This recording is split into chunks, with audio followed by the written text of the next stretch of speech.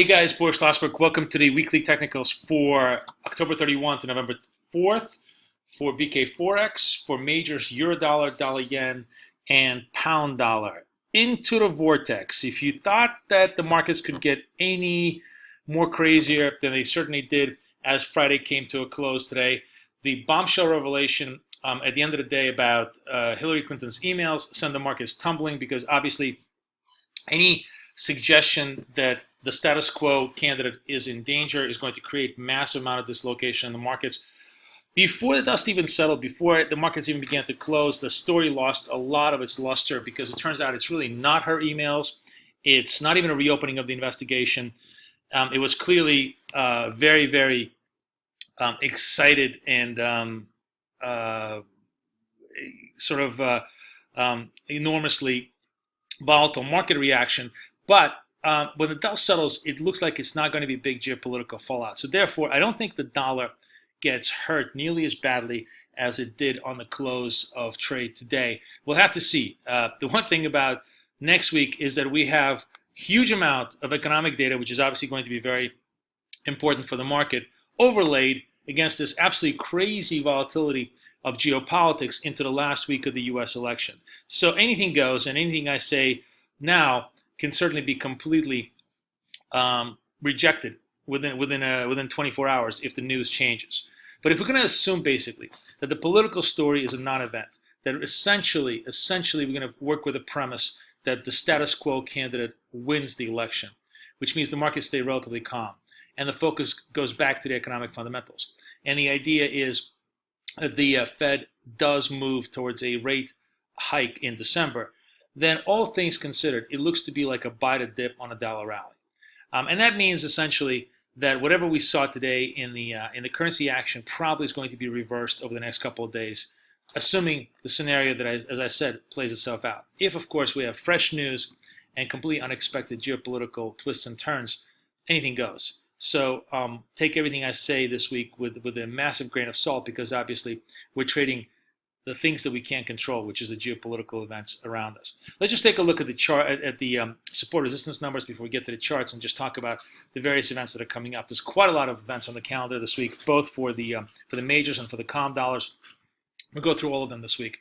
But first and foremost, Euro now, 108.50, clearly a pretty decent support level. And if you remember last week, one of my favorite trades, which is sort of Euro through the crosses, and that worked out really, really well. Euro pound worked well, Euro yen worked well.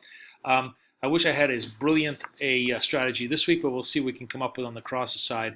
It's not nearly as clear as exactly how things shape up. The one thing that I think is relatively clear, if you, again, make the assumption that there is no major fallout from the political events and the status quo candidate wins, that the dollar seems to be a buy the dip story here. So euro dollar 10.50 looks to be pretty much resistance. Dollar yen 103 is clearly very strong support, but more likely we took out the 105s this week. I think we're going to take out the 105s again next week and perhaps move on forward. And of course, the pound was the weakest of all, and that actually looks very, very interesting, I think, from the short side. So let's just take a look at the charts here and then discuss the various permutations that are going to be happening next week. So first of all, just bear with me here a second. I just want to get into there's the charts. Okay, so Euro obviously took a big pop. We talked about the idea that Euro kind of bottomed out underneath the 109 level. 108.50 provided very, very clear support. We had 5 straight days of no fresh lows. Today we popped up on the geopolitical news, but as we come up, we're now facing very significant resist here at this point, at this 10.50 level. Now, Euro could break through the 10.50 if the U.S. data really comes out very poor. In other words, if the final jobs report before the election shocks the nation with a negative print or some sort of horrible news that could potentially endanger, as I said, the status quo win, yes, they'll do double damage. It will create the potential of a Trump win, and it will create the potential, of course, of the fact that the Fed is going to stay stationary.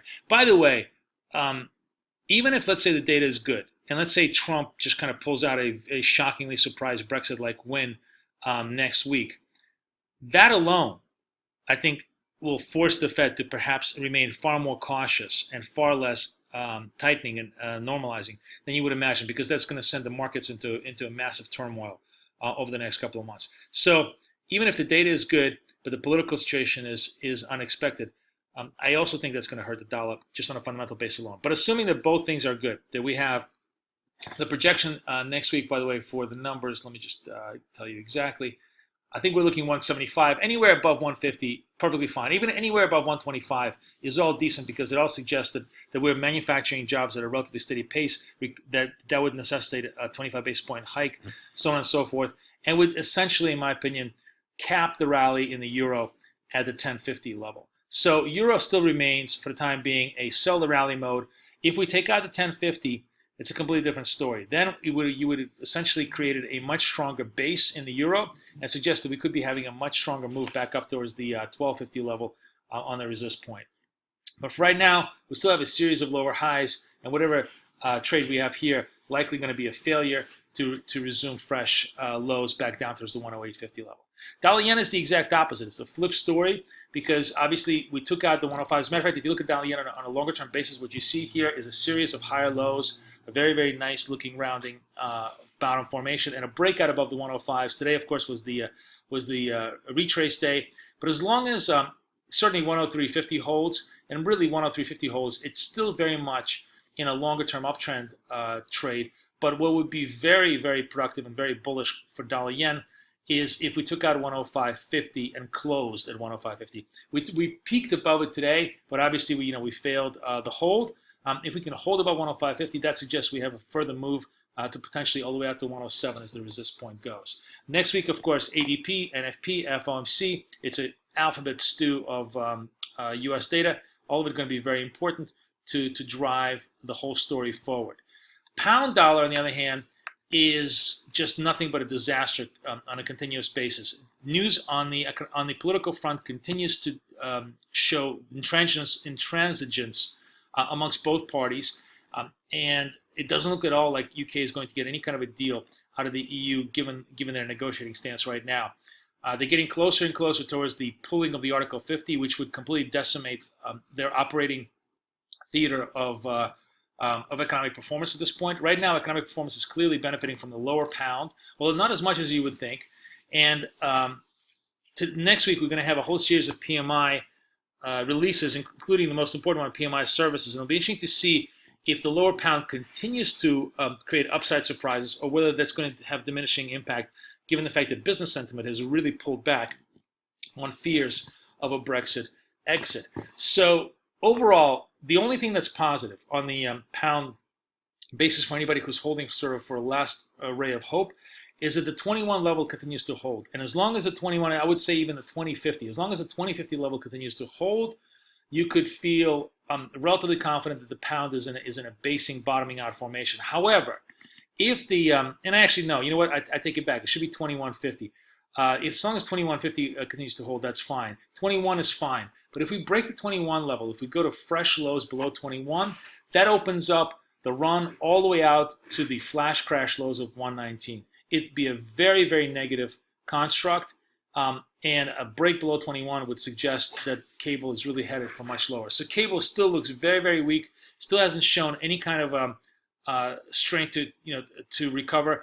In fact, what I would say would be a stronger cable move is if we could come back up above 23 and hold it. If we can hold 23 on a closing basis, that would suggest that the trend has changed in the near term to the upside and you want to be buying dips. But for now, cable still looks like to be mired in a downtrend, and in fact, a break below 2100 would be very, very ominous for the pair.